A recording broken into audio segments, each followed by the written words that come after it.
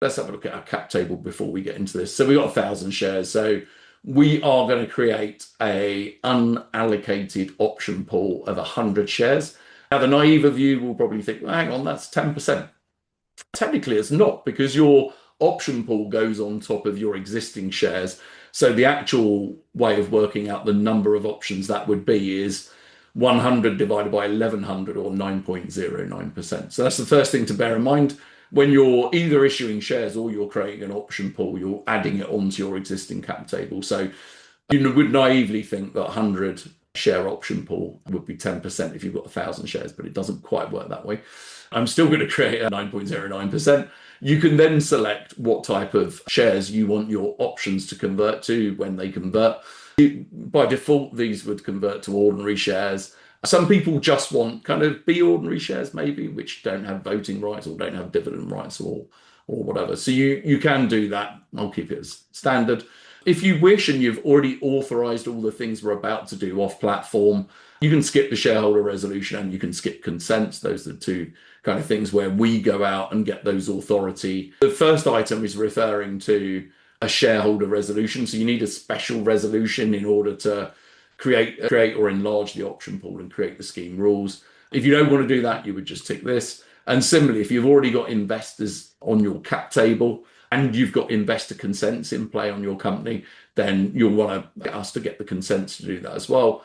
If you haven't, or that's not relevant, you can just tick skip consents. I'll do that on my platform because actually in this company, I've only got me on the cap table. If you have external, i.e. your own articles of association, you can upload a copy here, or you can just say, well, we're just using model articles, and we will do that.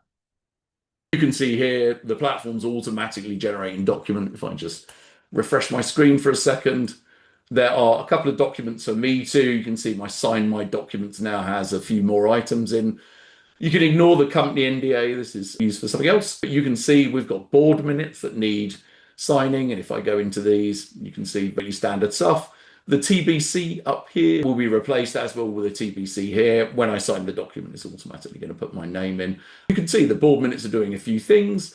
They are approving the establishment of the share scheme, i.e. signing off the scheme rules that I've mentioned, talking about EMI options, and increase or create a share option pool size as well. So the board are approving all of those things within this document. So I'll just go ahead and sign that. We've also got shareholder resolution. These do a very similar thing. These authorize the changes that we've just discussed, but they do it at a shareholder level. So the board minutes are the directors agreeing on behalf of the board. The shareholder resolution is agreeing exactly the same things really, but from a shareholder level. And I'm going to tick that as well. We've then got the big chunky document here. This is the option scheme rules. It's quite a big document. It's 16 pages of pretty dense legalese. It's worth mentioning, even though it's called an option scheme rules, there are very little choice that goes into scheme rules. What we do on Founder Catalyst, we keep the scheme rules very, very generic. So these same scheme rules are used in every single option scheme that's run by a Founder Catalyst, whether it's MI or unapproved option scheme. And you'll see in this document, if you read it at some point, there are certain parts of the document which only apply to EMI and certainly certain parts that only apply to unapproved options. The reason we keep this document really, really generic is straightforward. We push all of the optionality, so all of the decisions related to specific individuals and options, we push into the option agreement. So how many options people are getting, whether they're EMI or unapproved, what the vesting and exercise mechanisms are, all of that's deferred entirely into those option documents themselves. So this scheme rules are nice and clean. They're never changed by us. And we urge you not to change them as well, because as with SEIS, EIS, the EMI scheme rules are very, very, very brittle. So we wouldn't want to make any change to these that would put your EM status at risk. And our documents, our EMI scheme rules and the option documents have been written by an EMI specific lawyer who does nothing other than that. So we've been really, really careful to prepare those documents to make sure they're EMI compatible, and we wouldn't want that to be put at risk. I'm going to sign those 3 documents if the platform can remember my password. Those documents have been signed. So we've got 2 paths to go on here. If you are issuing unallocated options, we can do that just now. It's trivial. We don't need to do an evaluation. We can just crack on and do it.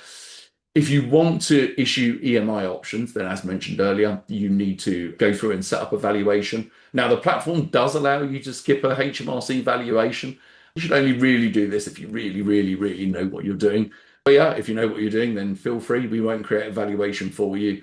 If you haven't got a valuation in place, HMRC can and probably will contest the valuation you've used, which will almost certainly strip the EMI benefits from your employees, which is not great. Let's go through the process. We're going to pretend to set up an EMI valuation. So I'm going to quickly canter through this screen because there's not too much to discuss here. And we take this and we undertake the next steps for you. So the first thing we do is say, right, well, we're creating a valuation on the 19th of May. We haven't issued any of the options yet. That is the right answer. If you have, there can be a problem. How many options are we issuing to individuals? And we're going to say 10 out of the 100 are going to be issued within the next 90 days. So of your 100 options, we are going to issue 10 options, which actually in this case does equate to 10%, because when you issue unallocated options out of your funding round, out of your option pool, we reduce the 100 available to 90. So this really would be 10%. And we're going to say what it's going to very lucky employees. There's some other questions around here about whether you've issued any shares, whether any transactions have undertaken, whether you paid any dividends. If you know your HMRC office reference number, then great, put it in there, but HMRC don't seem to care either way. If you have any prospect that shares are going to be sold or exchanged, i.e., if you're going to exit your business, if you're going to sell some founder shares at £50 a share or whatever, you need to declare it here. That will, again, amend your valuation. That will substantially amend it. So it's worth getting your EMI valuation in place before the answer to that is yes. Detail of a flotation or any exit event, again, the same answer as before. And any other information you consider relevant, we'll pick all of that up so you can leave that blank. If you know your valuation at this point, so if we've told you, you can enter it here, but most of the time you'll be running through this form so that we can then get the valuation underway for you. You can see here, there are two valuations that will fall out of this process. The first is the actual market value. So this is almost certainly the same as the price, the exercise price that your EMI option holders will be. So let's talk about unrestricted market value, because that's the easiest. So at some point, we're going to argue that the unrestricted market value is £1 million or whatever. So that's usually a pretty high number per share. What we'll then do is argue that the actual market value is less than that. So the unrestricted is, if these shares were sold on the open market, what do we think that the value of each share would be? Of course, you want to optimize the kind of exercise price probably for your employees. And therefore, we're going to argue that the actual market value with restrictions in place is less than the equivalent of £1 million pre-money valuation or whatever. So we're going to say that, the shares are restricted, they're options rather than direct equity. They can potentially only be exercised on an exit event, before the shares vest and are exercised. They've got no economic rights. They've got no voting rights. You can argue that your investors benefited from SEIS and EIS. You can argue that, they've got information rights and investor consent and things like that. You don't need to argue any of that. We're going to do it for you. But I'm just explaining that AMV is the actual market value with all of the restrictions in place. The UMV, or the unrestricted market value, as the name suggests, is usually a much higher number. And you will probably want to issue options at the exercise price, which is equivalent to the actual market value, because that's why we go through the hard work of getting the AMV as low as possible. So we're going to do that. We'll pretend that everything we entered was correct there. This has created a template valuation. It's worth mentioning at this point, and we do have a guide somewhere on the left here. We have a guide to how to do an EMI valuation, create a support ticket, and then we'll create the valuation process for there. So we're going to create a new support ticket, and we will do an EMI valuation request. And you then need to answer each of the items here, which will then allow us to decide what the most likely valuation mechanism is. We're going to ask you for a bunch of information as well. So we'll want management accounts, your last 3 years filed accounts if you had them, details of any dividends, and so on and so on. There's a bunch of information we'll be asking for. Once you've submitted that, we'll then build a valuation for you. The valuation consists of a couple of things. It consists of, so the bundle that goes to HMRC consists of primarily a Val 231, and that is a standardized form from HMRC that there's no wiggle room in. We'll build that for you. We'll make sure all the data ties up with everything else that's produced. There's also a valuation justification letter, and again, we'll build that for you based upon the information that you're giving us, firstly in the valuation request and the support ticket and all of the other supporting documents. And then there's a bundle of other things which may include your accounts, both management and filed accounts, and anything else that is relevant specifically to the submission. So the process is from scratch. You follow the guide there. We'll create a valuation draft letter once we get all of the information. We'll send that to you for you to approve. Once you're happy and we've made any changes necessary, we will then build the Val 231 based upon that. We'll also build you a bundle, so we'll put together the 3, 4, 5, 10, whatever documents that need to go to HMRC. We'll send you that bundle. We'll give you a template email to send, and we'll tell you where to send it as well. So we do the heavy lifting in all of these. You will get a letter back from HMRC, those nice people at HMRC, and that will simply advise you of a CRN number, which is an authorization number. And crucially, it also gives you the date at which the valuation was approved. And as I say, you've got 90 days from that date to approve options. We're going to pretend that we've sent it to HMRC. We then go to awaiting approval. So if I go try and add a EMI option now, it's still going to say you don't have a valuation in place. We are going to say that has been approved. And we need to I'll give some random CRN number. We'll say it was approved today. That would be ridiculously quick from HMRC. It's worth mentioning that the EMI valuation process is quite variable. So right now, the process is taking between 3 and 4 weeks, which is the longest we've ever seen. The average before the last month or so was 2 weeks. So it is very variable. It's pretty rare to get a query back. We've only, in dozens and dozens and dozens of valuations, we've only seen one query come back. So it's much less likely to get queried than an SEI, SEIS advance assurance or whatever. So that's the good news is we've got approved. And if we scroll to the top, we can now issue either EMI or unapproved options. In order to issue options to somebody, you need to answer all of these. So you need to enter their name. I'm going to create my normal format generic names. I won't put my national insurance number in, actually. I'm going to say I am issuing 5 options, and I'm going to pretend our actual market value, our AMV was £1, and our restricted market value was, say, £1.50. The hard part, honestly, here is deciding what vesting and exercise you want here. And this is where it gets complex. On the bright side, we do have an article. So if you click here, there's a really useful article which pops up and tells you all about the types of options you can have and the granting and things like that. Let me quickly rattle through because that's the point of this session here. The first thing to introduce is there are 2 steps really if you think about the life cycle of an option. So firstly, your unallocated option pool is created. That's where all the lovely potential options sit. When you issue an option, then it is called granted. So you go from unallocated option pool, you grant some options.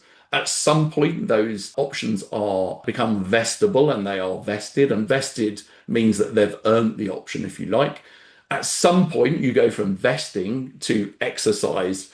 And exercised means that that person has paid the money for the options and it turns the options into equity. They actually exercise the options, they turn into equity. Why is it so complicated? Well, it allows you to do lots of interesting things where you've got this kind of multi-stage process.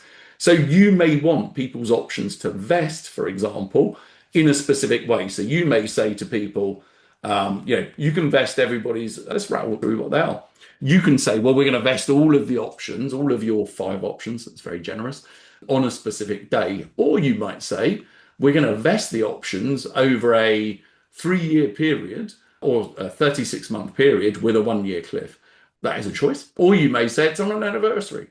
Or you may say it's on a specific condition. And this is where you would say, if you're incentivizing a salesperson, I would say to one of my salespeople, when you've done an intro call and your customer has bought a product in less than 6 minutes, then you're going to get all 5 of your options. You could say something like that. Or you may say to your CTO, great, when you release version 2 of our platform, you're going to get another, your options vest on that day, or whatever it happens to be. So you can be, it's called conditional equity. You can put anything you like in here, but make sure it's specific and measurable, and it's not ambiguous. You don't want the option to be any debate around it. Or finally, you may say that the options only vest on exit only. And that effectively means the only time that person ever holds shares is the millisecond on an exit.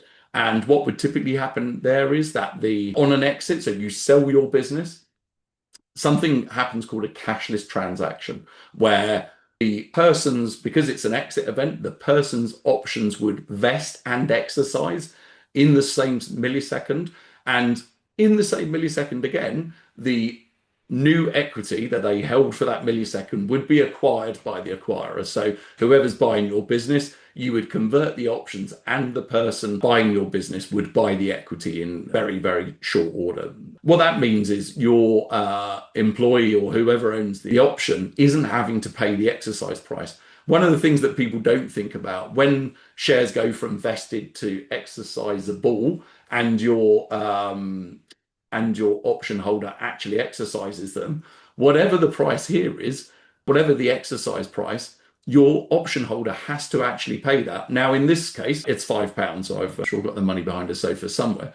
If your business already has some value and it's got a 10 million valuation, people could be looking, in order to exercise their options, they could have to find 30, 50, £100,000 or whatever.